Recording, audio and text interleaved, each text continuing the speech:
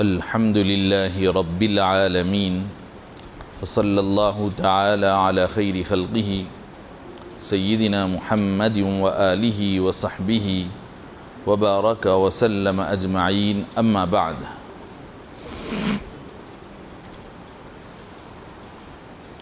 وعن أبي وهب الدشمي رضي الله عنه قال رسول الله صلى الله عليه وسلم تسموا بأسماء الأنبياء وأحب الأسماء إلى الله عبد الله وعبد الرحمن وأصدقها حارث وهمام وأقبحها حرب ومرة رواه أبو داود. جیسے کہ گزشتہ درس میں بتایا گیا تھا کہ یہ باب ناموں کے آداب اور احکام کے متعلق ہے کہ بچے کا نام کیسا رکھنا چاہیے، اس کے کیا احکام اور آداب ہیں. اس بارے میں حضرت محدث دکن علیہ الرحمہ نے عنوان قائم کیا ہے باب الاسامی کے نام سے. چنانچہ اس سلسلے میں حضرت ابو وہب دشمی رضی اللہ عنہ روایت کرتے ہیں کہ رسول اللہ صلی اللہ علیہ وسلم نے فرمایا کہ تم اپنے نام انبیاء کے ناموں پر اپناؤ اور اختیار کرو. تم ناموں کو چنو اور اپناؤ انبیاء کے ناموں پر، اور اللہ تعالیٰ کے پاس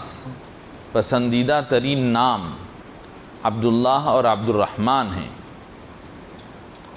اور ان ناموں میں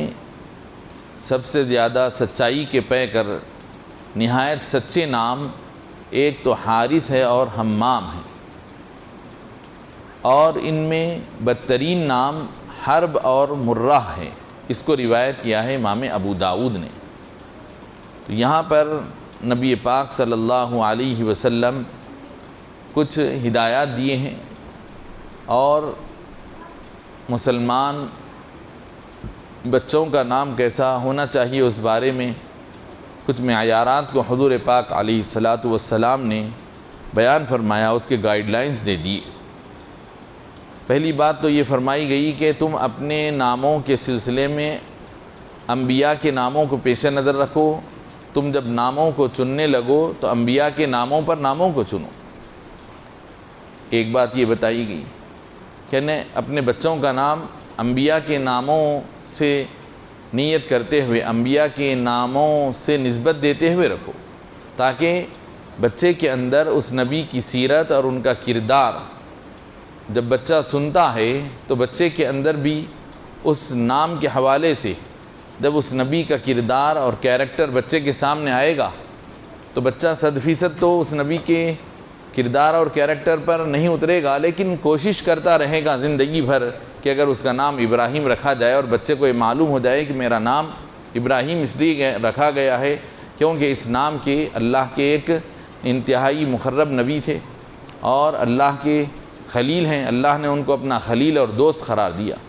تو اللہ کے پاس ان کا اتنا اونچا اور عالیشان مقام ہے. تو بچہ کوشش یہ کرے گا کہ اللہ کے پاس قرب پانے کی، اللہ کے مقرب بننے کی کیا صفات ہیں اور کیا خصلتیں ہیں، اس کا کیا کردار ہے اور کیا کیریکٹر ہے.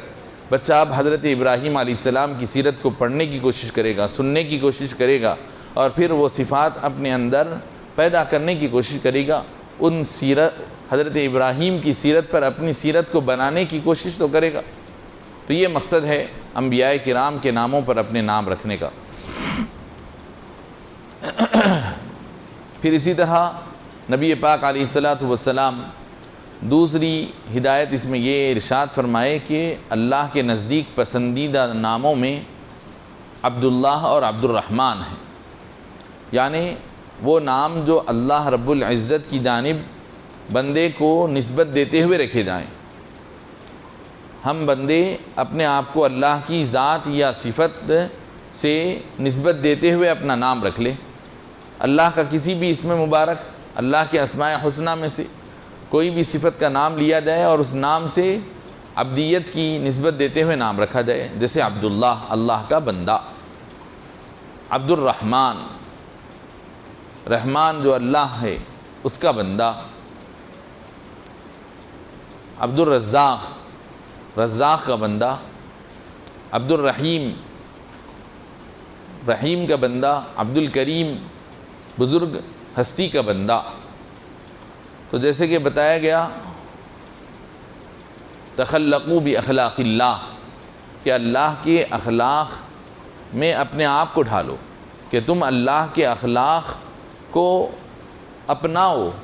یعنی اللہ رب العزت دوسرے بندوں پر مہربانی کرتا ہے تو تم بھی اللہ کے دوسرے بندوں پر شفقت اور محبت اور مہربانی کا سلوک کرو، جیسے کہ حدیث میں آیا ہے ارحموا من فی الارض یرحمکم من فی السماء۔ اسی طرح اللہ تعالی دوسرے ساری مخلوق کے ساتھ اللہ تعالی سخاوت کرتا ہے، اور ان کے لیے اللہ تعالی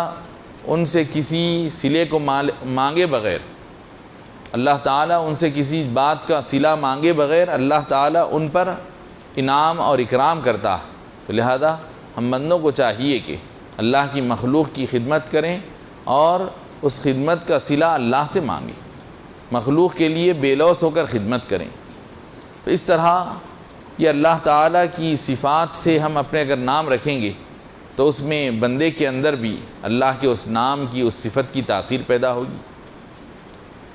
پھر اسی طرح نبی پاک علیہ الصلاۃ والسلام ارشاد فرماتے ہیں کہ ناموں میں سچے جو نام ہیں حارث اور حمام ہیں،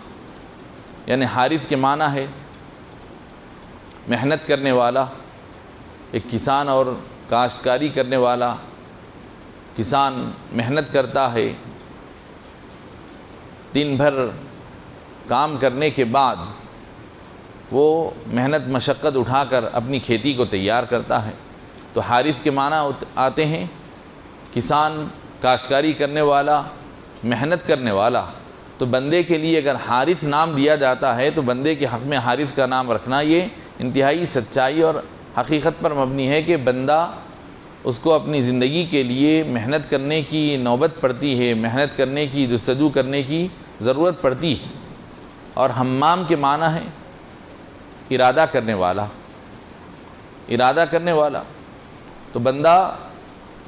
نیک کاموں کے معاملے میں اور اپنی زندگی کے نظام کو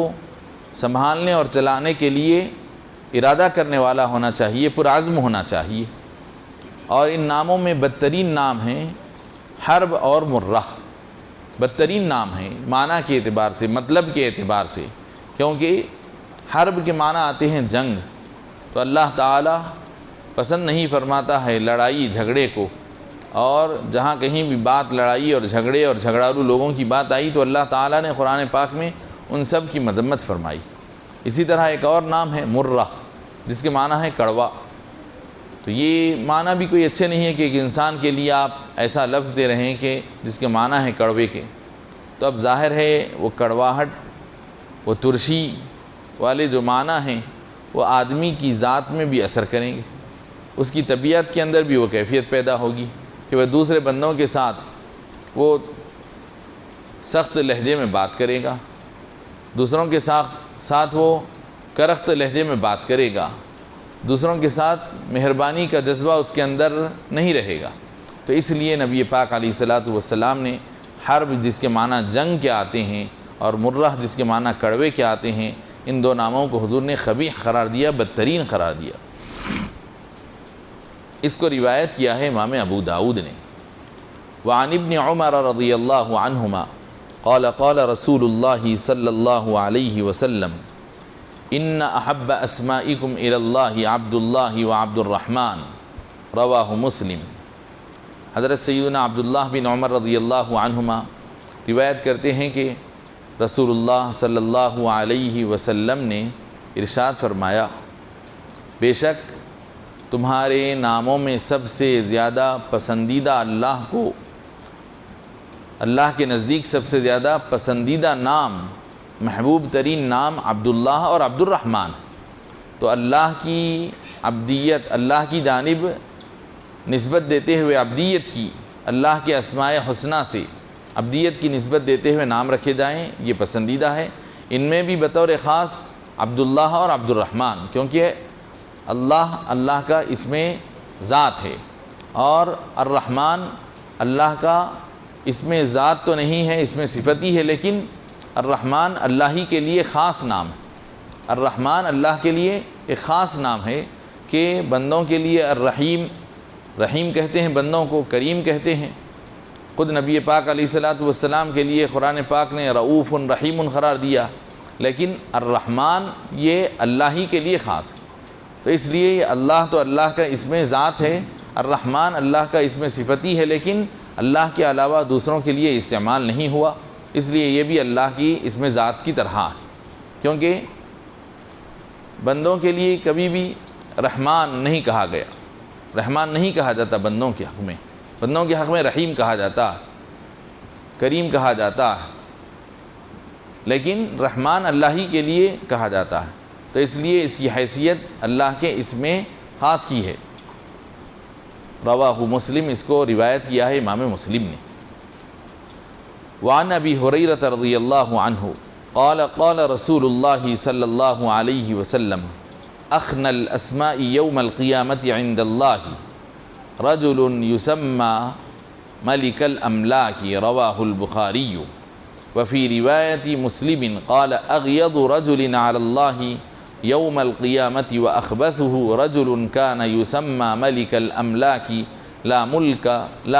الا اللہ۔ سیدنا ابو ہریرہ رضی اللہ عنہ روایت کرتے ہیں کہ رسول اللہ صلی اللہ علیہ وسلم نے فرمایا، روز قیامت اللہ کے پاس، اللہ کے نزدیک روز قیامت ناموں میں بدترین نام، سب سے زیادہ ناپسندیدہ نام روز قیامت اللہ کے نزدیک اس آدمی کا نام ہوگا جس کو ملک الاملاک یعنی بادشاہوں کا بادشاہ، شہنشاہ کہہ کر پکارا جاتا۔ جس آدمی کو دنیا میں شہنشاہ کہہ کر پکارا جائے گا، بادشاہوں کا بادشاہ، سب سے بڑا بادشاہ،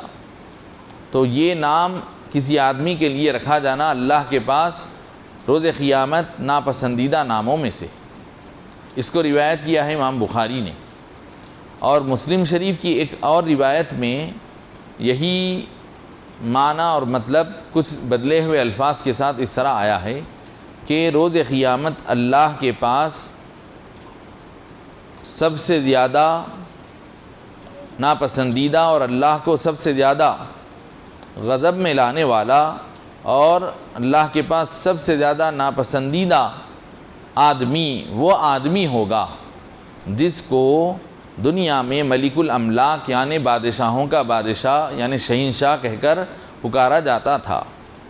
حالانکہ حقیقت یہ ہے کہ بادشاہ تو حقیقت میں کوئی بھی نہیں ہے سوائے اللہ کے، حقیقت میں بادشاہ تو بس اللہ ہی ہے۔ تو بادشاہ تو جب اللہ ہے تو پھر کسی کو کیسے بادشاہوں کا بادشاہ کہا جا سکتا؟ اس لیے اس میں تکبر ہے۔ پھر بھی بادشاہ کہا جائے، چلیے ایک چھوٹا موٹا بادشاہ، لیکن اب بادشاہوں کا بادشاہ اگر کہا جائے، سب بادشاہوں میں سب سے بڑا بادشاہ شہنشاہ، تو یہ اللہ کو ناپسندیدہ ہے، کیونکہ دنیا میں جتنے بادشاہ ہیں ان سب کا بادشاہ، سب کا حاکم اللہ رب العزت ہے۔ تو اگرچہ کہ بندے اس لفظ کو حقیقت کے اعتبار سے نہ بھی بولتے ہوں گے، حقیقت کے اعتبار سے تو سب سے بڑا بادشاہ احکم الحاکمین اللہ ہی ہے، بندوں کے لیے یہ مجازن بھی استعمال ہوتا ہوگا، لیکن چونکہ اس سے تکبر کی بو آ رہی ہے، بندے کی اللہ کے مقابل میں بڑائی کا اظہار ہو رہا ہے، تو لہذا یہ ناپسند کیا گیا ہے۔ تو یہ نام رکھنے کے معاملے میں یہ چند ہدایات ماں باپ اور گھر کے ذمہ دار لوگوں کو ملحوظ رکھنا چاہیے۔ انشاءاللہ اس سے متعلق کچھ اور احادیث شریفہ کا سلسلہ ہے، آئندہ کی دروس میں ہم اس کو مکمل کریں گے۔ یہ ہفتہ واری درس حدیث کے علاوہ فقہی احکام کے بیان پر بھی مشتمل ہوتا ہے، تو اس درس میں فقہ کے مسائل کا سلسلہ چل رہا ہے، پٹی اور پلاسٹر پر مسح کرنے کے احکام کے متعلق کہ اگر کسی زخم پر پٹی باندھی جائے یا ہڈی ٹوٹ جائے تو اس پر اگر پلاسٹر چڑھایا جائے تو ایسی صورت میں مسح کے کیا احکام ہیں، اس بارے میں ہم پڑھ رہے تھے۔ تو کچھ مسائل گزشتہ گزرے، اب آگے فرماتے ہیں وَلَا يُشْتَرَطُ شَدُّ الْجَبِيرَةِ عَلَى طُهْرٍ وَيَجُوزُ مَسْحُ جَبِيرَةِ إِحْدَى الرِّجْلَيْنِ مَعَ غَسْلِ الْأُخْرَى وَلَا يَبْطُلُ الْمَسْحُ بِسُقُوطِهَا قَبْلَ الْبُرْءِ۔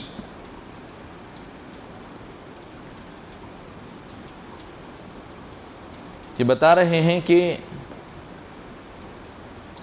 آدمی جس کو کوئی ایکسیڈنٹ ہو جائے، جو ایکسیڈنٹلی زخمی ہو جائے، کوئی حادثے میں زخمی ہو گیا، ہاتھ کٹ گیا، جسم کا کوئی عضو کٹ گیا، زخم آ گیا، زخمی ہو گیا، یا کوئی ہڈی ٹوٹ گئی، یا اس میں کوئی کریک آ گیا یا فریکچر آ گیا، تو ان صورتوں میں تو آدمی پہلے سے، آدمی کو تو یہ حادثہ ہے، ایمرجنسی ہے، ایکسیڈنٹ ہے، یہ بول کر نہیں ہوتا ہے، پہلے سے کسی کو توقع بھی نہیں ہوتی ہے، تو یہ اتفاق اچانک پیش آتا ہے اور آدمی فوری ڈاکٹر کے پاس جاتا ہے اور ڈاکٹر جو ہے اس کو فوری علاج کے طور پر پٹی باندھ دیتا ہے۔ آدمی جب پہلے سے اس کو کوئی چیز کی اطلاع ہو تو پہلے سے باوضو رہے گا، طہارت کرے گا۔ تو اب اگر ایسا اتفاقی طور پر کوئی حادثہ پیش آ گیا تو اب اس کے بعد اگر کوئی آدمی پٹی باندھ لیا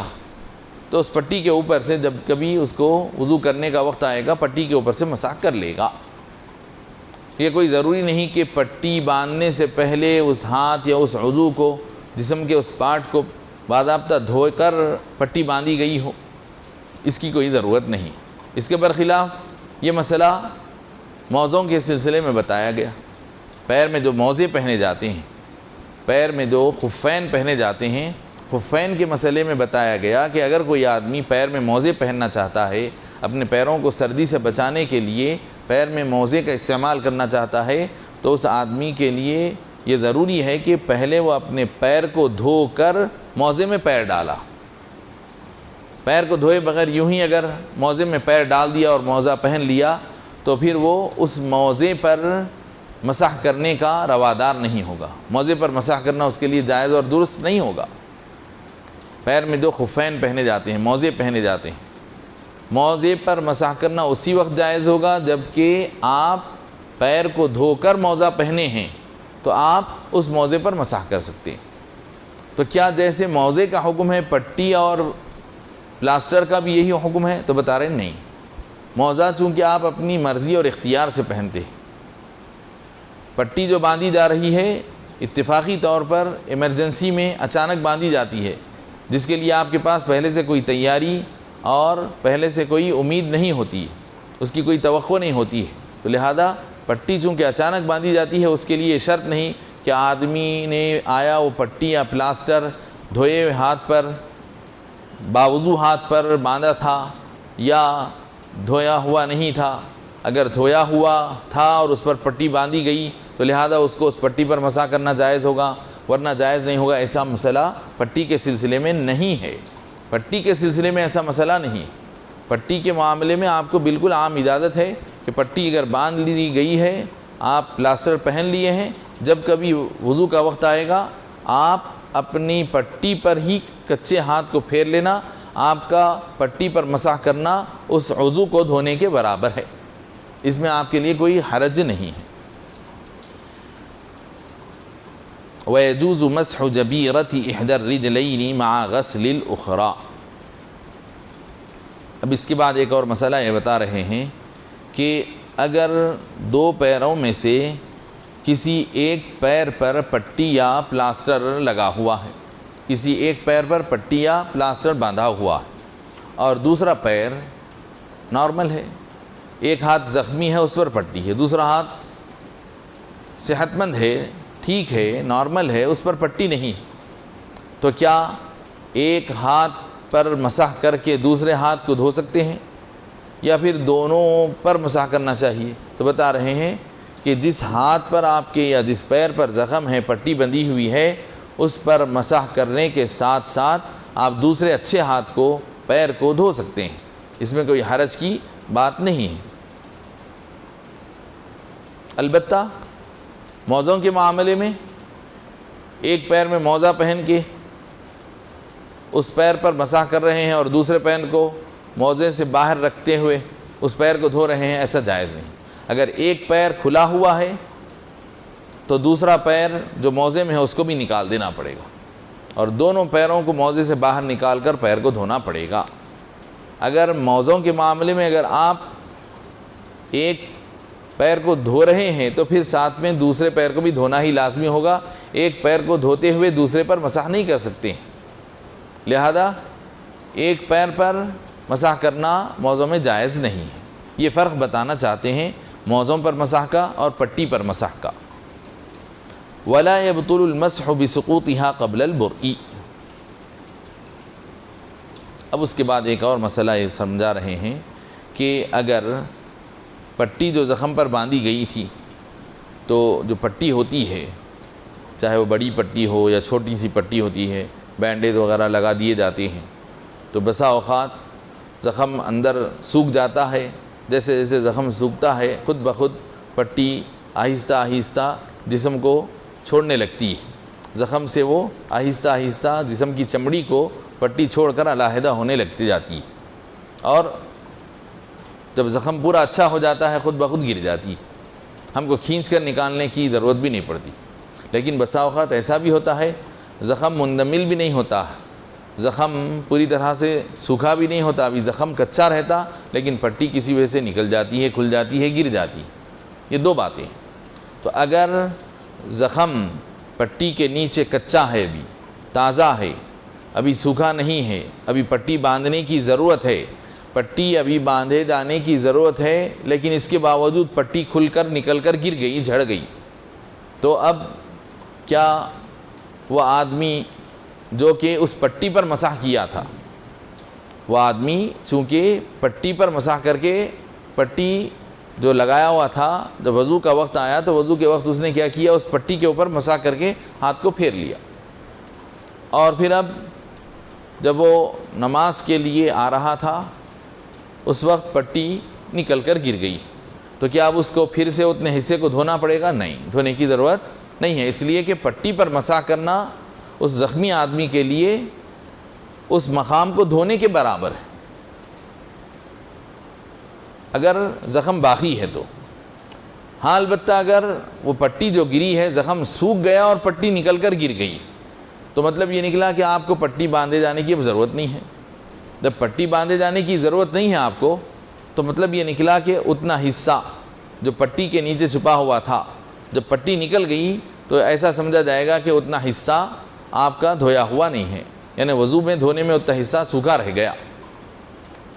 ماں باقی پورا وضو ہے آپ کا، لیکن پٹی جب زخم سوکھ کر گر گئی تو اب ہم یہ سمجھیں گے کہ گویا اتنا حصہ دھویا جانا ہے، جو ایسے جیسے کہ وضو کے دوران کوئی حصہ اگر خشک رہ جاتا ہے تو آدمی کو حکم یہ دیا جائے گا کہ جا کر اتنا حصہ پھر دھو کر آؤ، تو ایسے ہی اتنے حصے کو دھو لینے کا حکم دیا جائے گا، کیونکہ زخم سوکھ گیا اور پٹی جھڑ گئی، تو لہذا اتنا حصہ دھوئیں گے آپ، جو زخم کا حصہ ہے، پٹی جہاں سے نکلی ہے اس حصے کو دھونا، تو تب کہیں آپ کی نماز ہوگی۔ لیکن زخم سوکھنے سے پہلے اگر پٹی جھڑ جاتی ہے تو اس پٹی پر کیا ہوا مسح ختم نہیں ہوگا، بلکہ پٹی گرنے کے باوجود بھی وہ آپ کا ہاتھ کا وہ حصہ مسح کیا ہوا پاک سمجھا جائے گا، یعنی آپ باوضو رہیں گے، آپ کو دھونے کرنے کی کوئی ضرورت نہیں پڑے گی۔ اس کے بعد اور دیگر مسائل ہیں، انشاءاللہ پھر ہم ان مسائل کو آئندہ کی نشست میں بیان کریں گے۔ وصلی اللہ تعالی علی خیر خلقہ سیدنا محمد وآلہ وصحبہ وبارک وسلم اجمعین۔ الحمد للہ رب العالمین، والصلاة والسلام على سید الانبیاء والمرسلین وعلى آلہ وصحبہ اجمعین۔ ربنا تقبل منا انك انت السمیع العلیم وتب علینا انك انت التواب الرحیم۔ اللهم اعنا على ذکرک وشکرک وحسن عبادتک۔ اللهم انا نسألك العفو والعافیہ والمعافاة الدائمة في الدین والدنیا والآخرة۔ اللہم انا نسألک موجبات رحمتک وعزائم مغفرتک والعزیمة على الرشد والغنیمة من كل بر والسلامة من كل إثم والفوز بالجنة والنجاة من النار وصلى الله تعالى على خير خلقه سيدنا محمد وآله وصحبه وبارك وسلم أجمعين والحمد لله رب العالمين.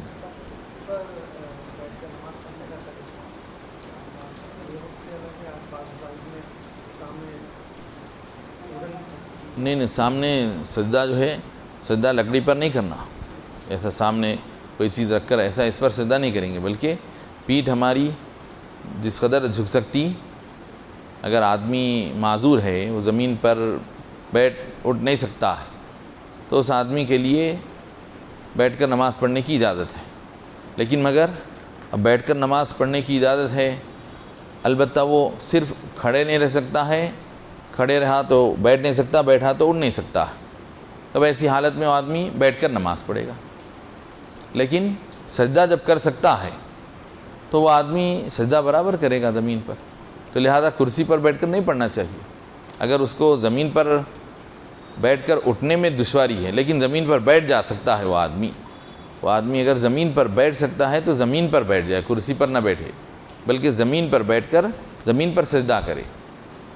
جو آدمی زمین پر پیر موڑ کر اچھی طرح سے بیٹھ سکتا ہے، اس کو کوئی تکلیف نہیں ہے، بیٹھ سکتا ہے، البتہ بیٹھنے کے بعد اٹھ نہیں سکتا ہے، تو پھر بیٹھ سک رہا ہے،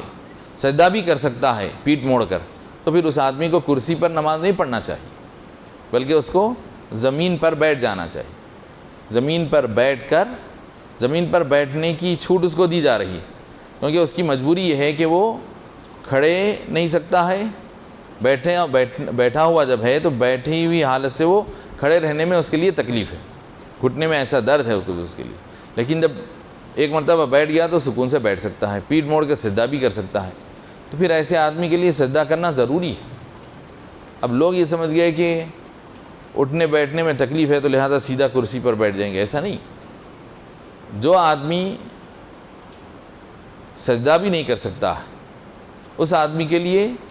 بیٹھنے کی اجازت ہے، اور بیٹھنے کے ساتھ سجدہ اشارے سے کرنے کی اجازت ہے. لیکن جب آپ سجدہ کر سکتے ہیں، باضابطہ آپ سجدہ کر سکتے ہیں زمین پر بیٹھ کر، تو سجدہ زمین پر پیشانی کو ٹیک کر ہی کریں گے. اور جس آدمی کو سجدہ کرنا آتا ہے باضابطہ پیٹھ جھکا کر، تو وہ آدمی اپنے سر کے قریب کوئی چیز کو اٹھا کر سجدہ نہیں کرے گا، کہ کوئی چیز کو ٹیبل کو اٹھا لے کر رکھ رہا ہے جبکہ اس کی پیٹھ جو ہے یہاں تک جھک رہی ہے،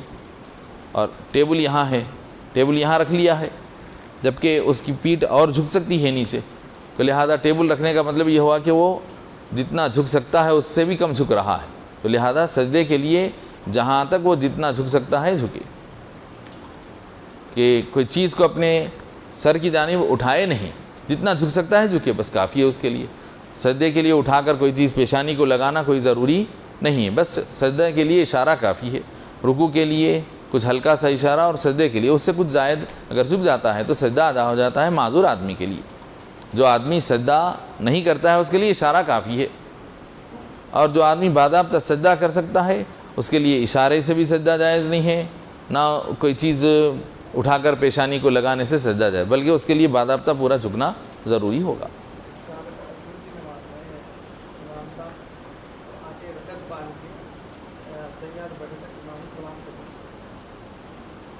رکعت باندھ کر نہیں رکعت تو باندھ لیا تھا انہیں، رکعت باندھنے تک بھی امام صاحب سلام نہیں پھیرے، نے اللہ اکبر بول کر رکعت جب باندھ لیا تو اس وقت تک امام صاحب سلام نہیں پھیرے تھے. اب جب بیٹھ رہا تھا اس وقت امام صاحب سلام پھیرے، تو جماعت مل گئی، اس کو جماعت مل گئی، جماعت میں شامل ہو جانے والوں میں سمجھا جائے گا وہ. جی